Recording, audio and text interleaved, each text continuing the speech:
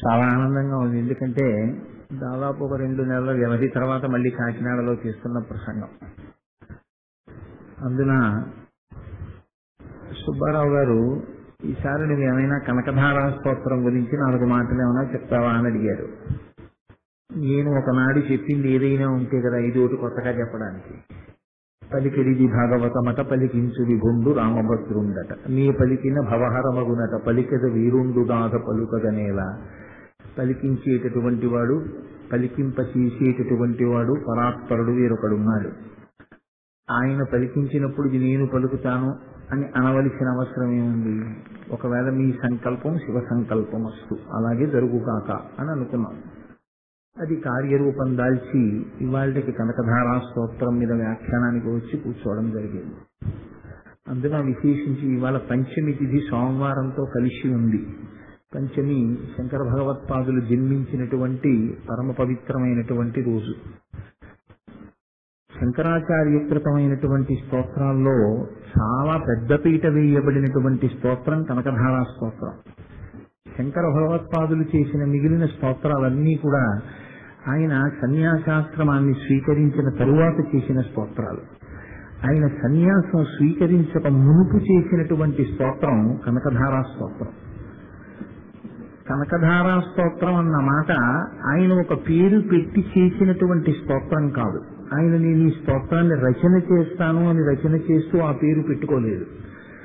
ఆయన ఒకానొక పరిస్థితుల్లో అనుకోనటువంటి రీతిలో ఆయన లక్ష్మీదేవిని ప్రార్థన చేశారు. ఆ లక్ష్మీదేవిని ఆయన చేసినటువంటి ప్రార్థనయే కనకధారా స్తోత్రము అన్న పేరుతో లోకంలో ప్రచారం జరిగింది. అయితే మరి కనకధారా స్తోత్రం అన్న మాట శంకరాచార్యుల వారు ఎక్కడైనా వాడారా, లేకపోతే అసలు ఆ స్తోత్రానికి ఇంకెవరైనా ఆ పేరు పెట్టారా అంటే, శంకరులే ఆ స్తోత్రం చేసినప్పుడు మధ్యలో ఒక చోట ఒక మాట అన్నారు. ద్రవిణాంబుధార అన్న మాట వాడారు ఆయన.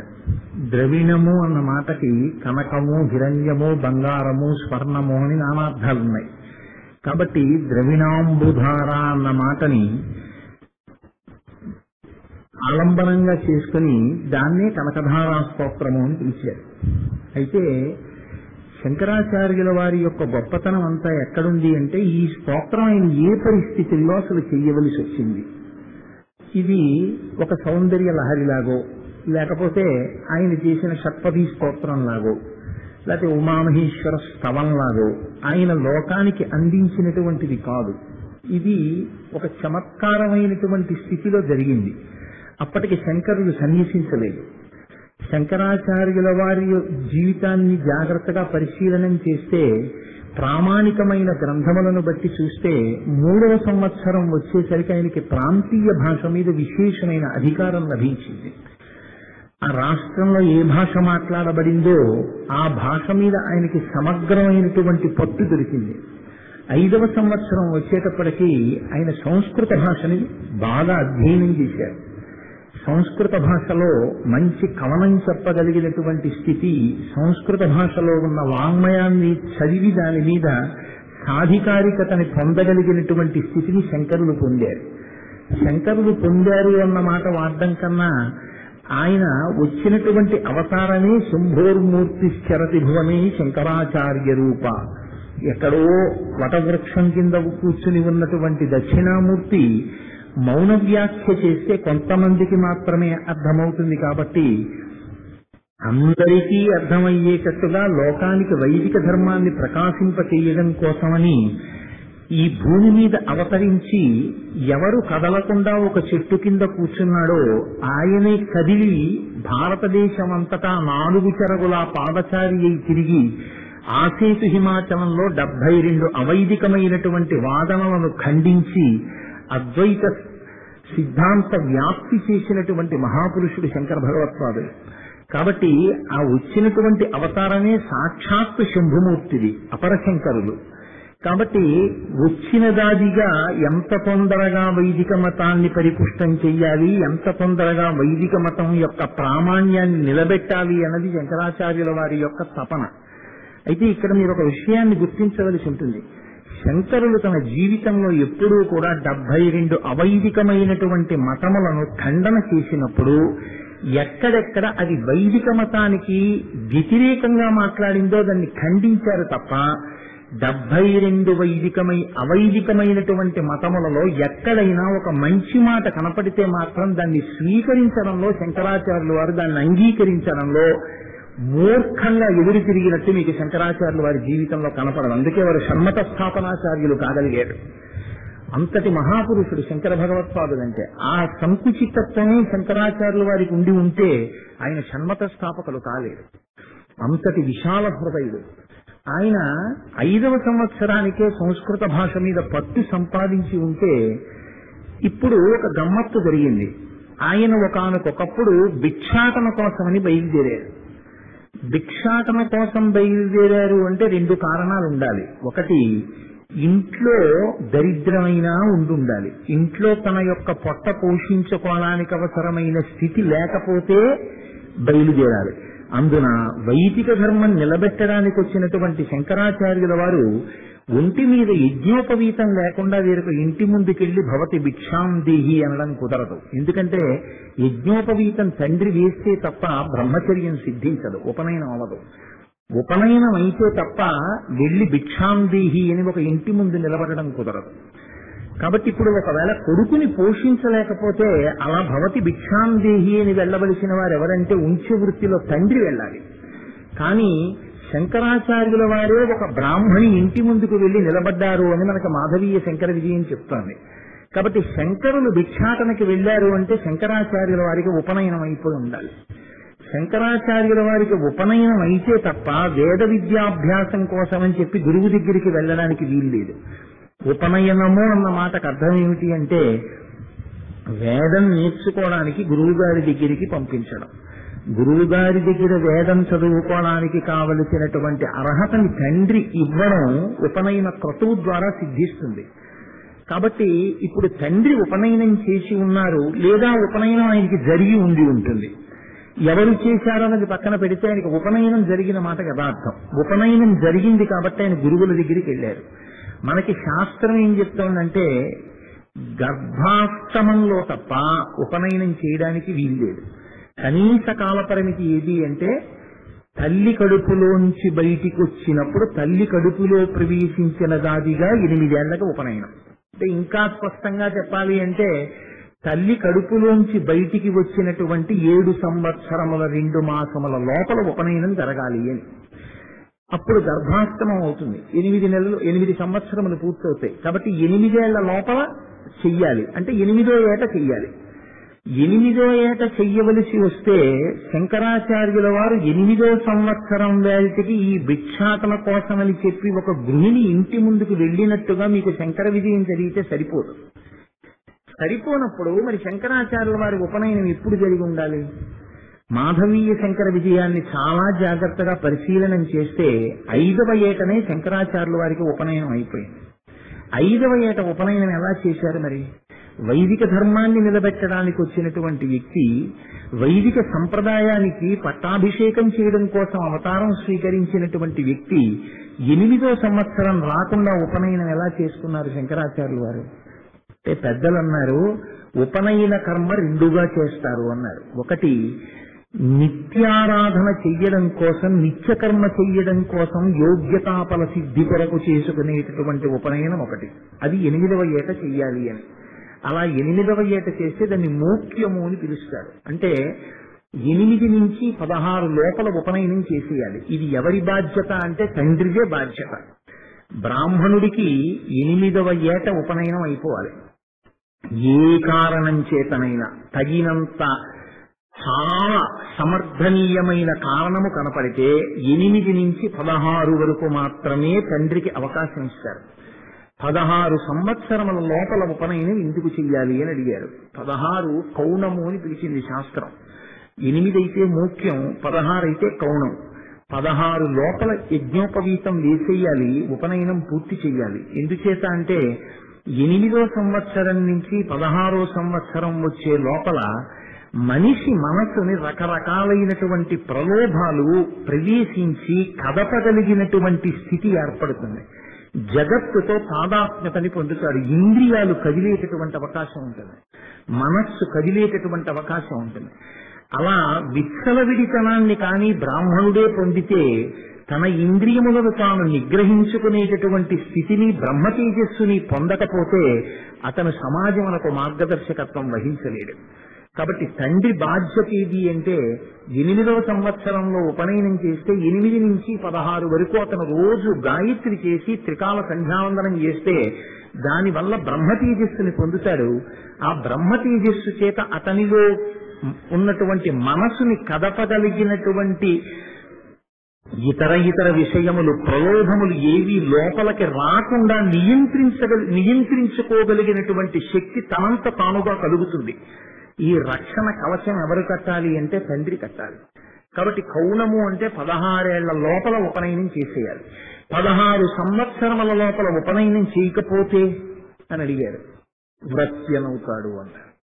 అంటే వాడు ఇక తర్వాతి కాలంలో గాయత్రి యొక్క అనుగ్రహాన్ని పొందడానికి శాస్త్రరీత్యా అంత సులువని చెప్పడం సాధ్యం కాదు.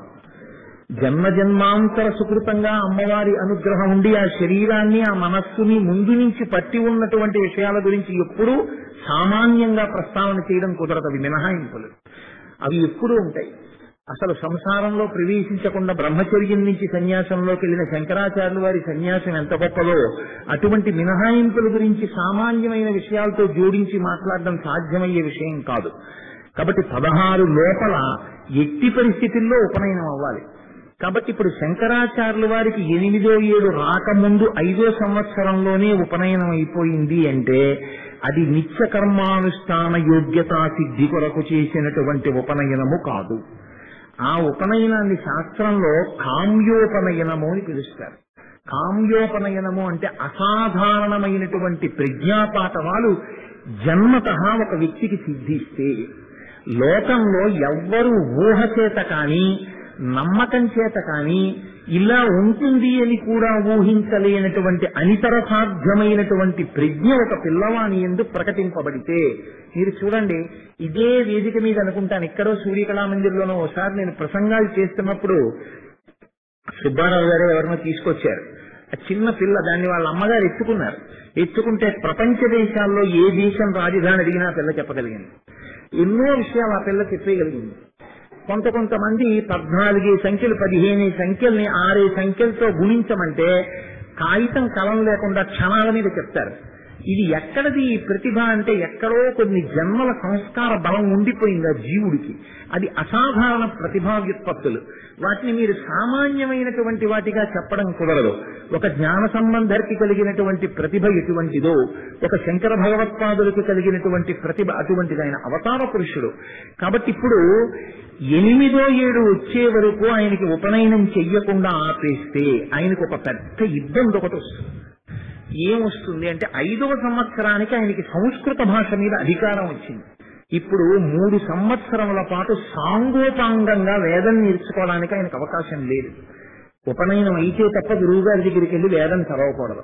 కాబట్టి 3 సంవత్సరముల పాటు పిల్లవాడికి తనంత తానుగా ప్రతిభ ఉన్నప్పటికీ ఆ పిల్లవాడు వేదం చదువుకోవడానికి అవకాశం లేని రీతిలో నిగ్రహించవలసినటువంటి స్థితి ఏర్పడుతుంది. కాబట్టి కామ్యోపనయనము అని ఇటువంటి అసాధారణ ప్రతిభా వ్యుత్పత్తులున్నటువంటి పిల్లలకి అంతకన్నా ముందు ఉపనయనం చెయ్యవచ్చు అని శాస్త్రంలో ఒక మర్యాద ఉంది. అది దేని కొరకు అంటే అంత కారణజన్ముడిగా జన్మించినటువంటి పిల్లవాడు వేదాన్ని సాంగోపాంగంగా చదువుకోవడానికి ఆలస్యం చేయడానికి వీలు కాకూడదు కాబట్టి, ఆలస్యం చెయ్యకూడదు కాబట్టి. శాస్త్రం ఉన్నది ఎందుకు అంటే బహుముఖములుగా మీరు సంతోషాన్ని పొందడానికి, ఏదో ఒక రకంగా ఈశ్వరుణ్ణి చేరుకోవడానికి, మిమ్మల్ని మీరు ఉద్ధరించుకోవడానికే తప్ప భగవన్మార్గమునందు ప్రతిబంధకంగా వచ్చి నిలబడడం ఎప్పుడూ శాస్త్రం యొక్క మర్యాద కాదు. కాబట్టి ఇప్పుడు 5వ సంవత్సరంలోనే శంకరాచార్యుల వారికి జరిగినటువంటి ఉపనయనం కామ్యోపనయనం. కాబట్టి ఇప్పుడు 5వ సంవత్సరంలోనే ఆయన గురుకులానికి వెళ్ళిపోయారు. వెళ్ళిపోయి అక్కడ వేదం చదువుకుంటున్నారు. వేదం చదువుకుంటున్నటువంటి విద్యార్థిగా ఉన్న పిల్లవాడికి ఒక నియమం ఉంటుంది. అంతేవాసి అని పిలుస్తారు. అంతేవాసి అంటే గురువుగారి మనస్సులో శిష్యుడు ఉండాలి, శిష్యుడి మనస్సులో గురువుగారు ఉండాలి. ఇది అంతేవాసిత్వం.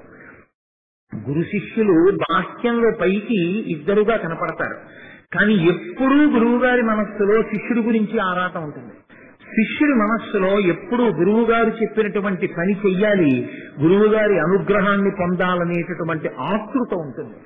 ఒకరి యందు ఒకరు ప్రవేశించి జీవించగలిగితే అంతేవాసిత్వం అంటారు.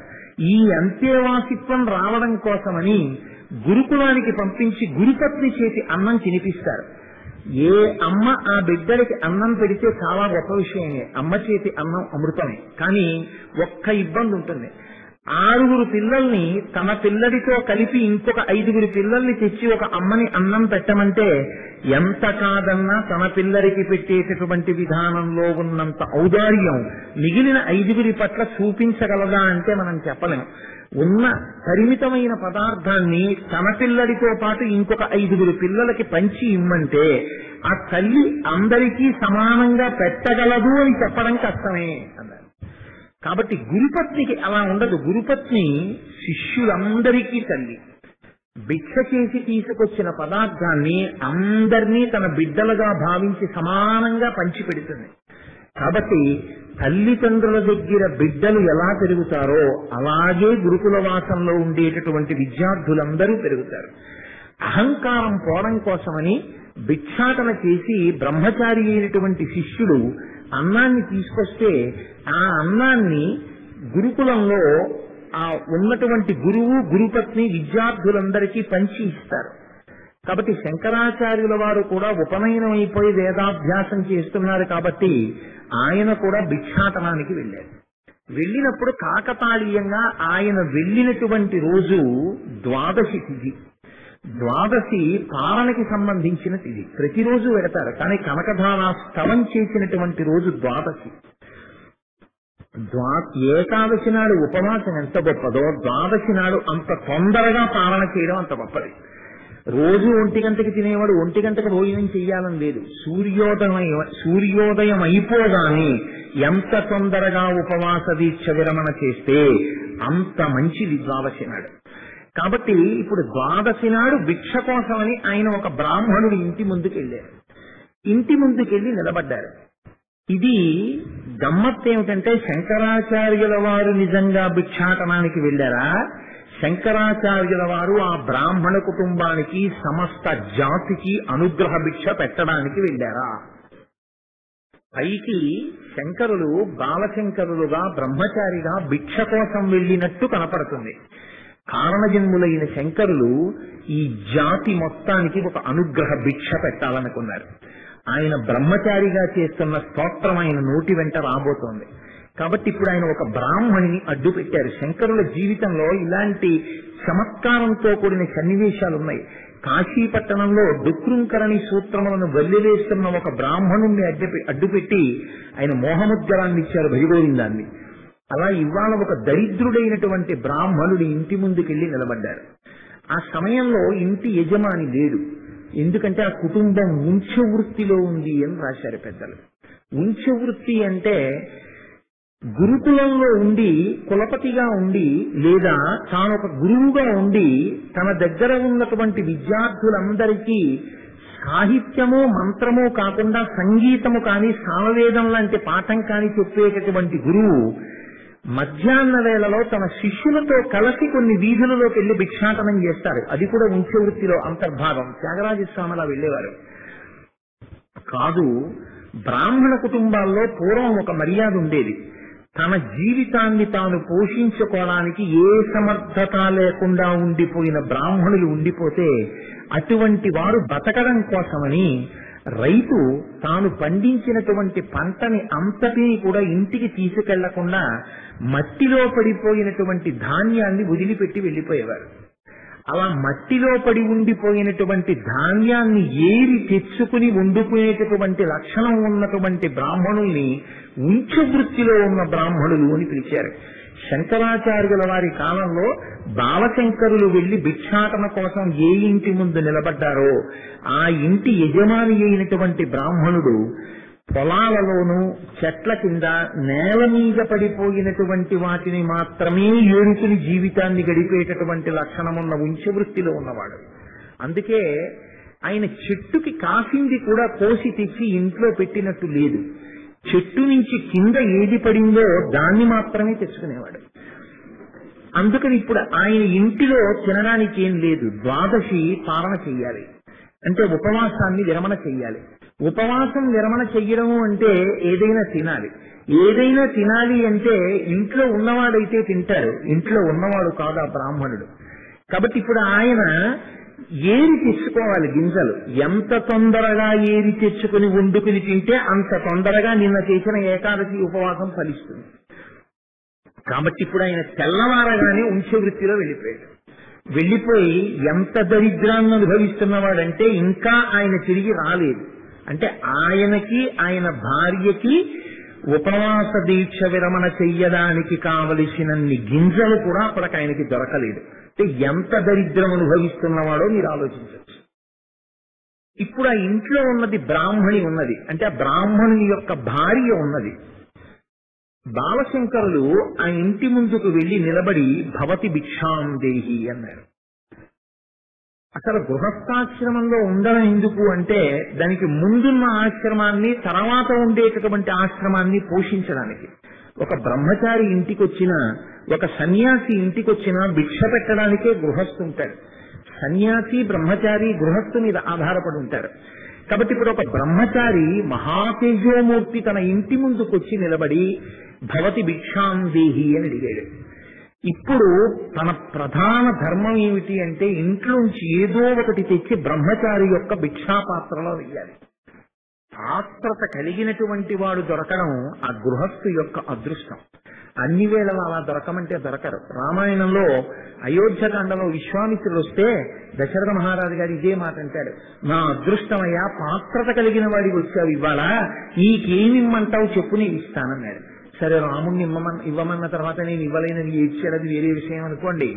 కానీ పాత్రత కలిగినటువంటి వాడు ఇంటి ముందుకొచ్చి భిక్షకి నిలబడితే ఆ రోజున కానీ భిక్షాపాత్రలో ఏదైనా వెయ్యగలిగితే ఆ రోజు గృహస్థు యొక్క జన్మ తరించినట్టు. గృహస్థాశ్రమంలోకి ప్రవేశించినందుకు తన ఆశ్రమం వర్ధిల్లినట్టు. తను ఎందుకు ఆ ఆశ్రమంలోకి వెళ్ళాడో ఆ ప్రయోజనాన్ని సాధించుకున్నట్టు. ఇప్పుడు ఆ బ్రాహ్మణి ఏడిచింది శంకరాచార్యుల వారిని చూసి. ఎందుకు ఏడవాలి? ఇది మీరు బాగా గుర్తుపట్టవలసింది. ఆమె కఠిన మనస్కురాలు కాదు, ఇవ్వకూడదు అన్న భావన లేదు. మన దగ్గరేముంది ఇవ్వడానికి ఏది తలుపేసుకున్నది కాదు. ఇవ్వాలని తెలుసు, ఇవ్వాలని తెలిసి ఇవ్వలేని తన దైన్యానికి ఇచ్చింది. ఇటువంటి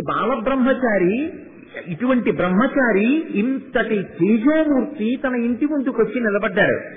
ఇవాళ తన జన్మాంతర సుకృతంగా పాత్రత కలిగినటువంటి ఒక వ్యక్తి ఇంటి ముందుకొచ్చి చెయ్యి చాపాడు. అదృష్టం తన తలుపు తట్టింది. ఇప్పుడు ఆ పాత్రలో ఏదైనా వెయ్యగలిగిందా? ఆయన చేతిలో అన్నం పెట్టగలిగిందా? ఆమె అదృష్టమే. పోనీ ఇంకేమైనా వెయ్యొచ్చా? అన్నం లేదండి, ఇంట్లో ఓ పప్పు లేదు ఉప్పు లేదు, అందుకని చెప్పి పట్టుకెళ్ళి ఏదో ఇంట్లో ఉన్న ఓ బంగారు గొలుసో ఏదో వెయ్యొచ్చా? బ్రహ్మచారి ఎందుకు ఊచుకుంటాడు? గుడుగో జన్నిదమో కమండలయు నాకున్ ముంజియో దండమో వడుగేనెక్కడ కరుల్ వామాక్షుల శంబులెక్కడ నిత్యోచిత కర్మమెక్కడ మదాకాంక్షితంబైన మూడడుగుల మేరయ త్రోవకిచ్చుటదే బ్రహ్మాండంబు నాపాలికిన్నంటాడు వామనమూర్తి భాగవతంలో. బ్రహ్మచారి ఏది పడితే అది పుచ్చుకోవడానికి వీల్లేదు. కాబట్టి ఇప్పుడు ఆయన తినడానికి వీలైన పదార్థం వెయ్యాలి. బ్రహ్మచర్యంలో ఉన్నాడు, వేదాధ్యయనం చేస్తున్నాడు, కాబట్టి ఏకాదశి నాడు ఉపవాసం ఉండుంటాడు. ఇప్పుడు ఆ పిల్లవాడు వచ్చి ఇంటి ముందు నిలబడితే ఇతని జోలిలో వేసినది, ఇతని భిక్షాపాత్రలో వేసినటువంటి పదార్థం వేదం చదువుకుంటున్న అనేక మంది విద్యార్థులు కలిసి తింటారు. ఇంతటి మహత్తరమైన అవకాశం వచ్చింది, పెడదామని మనసులో ఉంది. ఇంట్లో చూస్తే ఏ గూడు వంక చూసినా అన్నీ ఖాళీ. ఇది ఆవిడ యొక్క దుర్భర దారిద్ర్యం. ఆవిడ బయటికి వచ్చి శంకరాచార్యుల వారిని చూసింది, నా ఇంత ఏమీ లేదయ్యా, నేను నీకేమి భిక్ష పెట్టగలను, కాబట్టి నువ్వు వెళ్ళిపో అని అనలేకపోయింది. ఆమె ఏడుస్తూ ఇంట్లోకి వెళ్ళింది. ఇది శంకరాచార్యుల వారు పట్టుకున్నారు. అప్పటికి శంకరాచార్యుల వారు అని అనడానికి వీలు లేదు, కానీ మన శంకరాచార్యుల వారి అన్నంత మాత్రం చేత వచ్చే దోషము లేదు. ఇప్పుడు ఆయన చూశారు, ఇంత మంచి మనసున్న తల్లి, ఒకరికి పెట్టాలనేటటువంటి తాపత్రయం ఉన్న తల్లి, ధర్మం తెలుసున్న తల్లి, ధర్మాన్ని అనుష్ఠించాలనేటటువంటి పూనిక కలిగిన తల్లి. ఇన్ని ఉండి ఆమె ఒకరికి పెట్టలేనంత దరిద్రాన్ని అనుభవిస్తోంది. ఇంత దరిద్రం ఎక్కడి నుంచి వచ్చింది? ఈ జన్మలో ఇంత ధర్మం తెలిసి, ఇంత పూనిక ఉండి, ఇంత పెట్టాలనేటటువంటి గుణం ఉండి, ఇంత కారుణ్యం ఉండి, ఇంత విశాల హృదయం ఉన్న తల్లి పెట్టలేకపోతోందంటే పెట్టలేనంత దరిద్రం గత జన్మలలో చేసిన పాపం వల్ల వచ్చి ఉండాలి. శంకరాచార్యుల వారు నిర్ధారణ చేసుకున్నారు. ఇప్పుడు ఎలా ఆవిడ్ని ఉద్ధరించాలి? కాబట్టి శంకరులు అన్నారు, మళ్ళీ ఇంకొకసారి భవతి భిక్షాం దేహి మళ్ళీ అన్నారు. ఇప్పుడు ఆవిడ ఇంట్లోకి మళ్ళీ పరిగెత్తింది. ఇల్లంతా కలయ చూసింది. ఇంట్లో ఉసిరికాయ ఉందని రాయలేదు శంకర విజయంలో. ఇంట్లో ఏమని రాశారంటే పాడైపోయిన ఉసిరికాయ ఉంది. ఎందుకు పాడైపోయిన ఉసిరికాయ ఉంటుందంటే చెట్టు నుంచి కోసి తెచ్చిన ఉసిరికాయ అయితే కొన్నాళ్ళు నిలవ ఉంటుంది. అలా తెచ్చుకునేటటువంటి అధికారం ఉన్నవాడు కాడు భర్త. ఉంచె వృత్తిలో ఉన్నాడు. నేల మీద రాలిన ఉసిరికాయే పట్టరావాలి. ఉసిరికాయ చెట్టు నుంచి కింద పడితే బాగా ముదిరితే తప్ప కాయ కింద పడదు. బాగా ముదిరిన కాయ కింద పడితే ఉసిరికాయ దెబ్బతింటుంది. దెబ్బతిన్న ఉసిరికాయని తీసుకొచ్చి ఇంట్లో పెట్టాడు కాబట్టి అది నల్లగా మాడిపోయింది. అతని దరిద్రం ఎంతటిదంటే లవణ సహితమైన పదార్థాన్ని తినాలి కాబట్టి ద్వాదశి నాడు పాలన కోసం అతను ఉంచుకున్నదా ఉసిరికాయ. ఇప్పుడు ఏదో ఒకటి దొరికితే, ఇంత పిండి పదార్థం దొరికితే, ఇన్ని గోధుమలో, ఇన్ని బియ్యమో, ఇన్ని వడ్లో దొరికితే అతనివి తెచ్చుకుని దంచుకుని అన్నం వండుకుని దాంట్లో ఈ ఉసిరికాయ నంచుకు తింటాడు. ఇది అతని దరిద్రం. కాబట్టి ఇప్పుడు ఇస్తే ఉసిరికాయ ఇచ్చేయాలి ఆవిడ. ఉసిరికాయ ఇచ్చేస్తే భర్త తిరిగి వచ్చిన తరువాత ఉపవాస దీక్ష విరమణకి కావలసిన పదార్థం ఇంట్లోంచి పోతుందేమోనన్న బెంగ ఉంది. తనకి పోతుందని బెంగ పెట్టుకుంటే మళ్ళీ ఇలాంటి అవకాశం వస్తుందని నమ్మకం లేదు. కాబట్టి ఇప్పుడు ఈ ఉసిరికాయ వేసేయడమా వేయకపోవడమా? ఉసిరికాయ ₹1,00,00,000 అండి అని మనకు అనిపించచ్చు. ఒక మాడిపోయిన ఉసిరికాయ ఎంత గొప్పదో ఆవిడికి ఆలోచించండి. ఇది ఆవిడ దరిద్రం.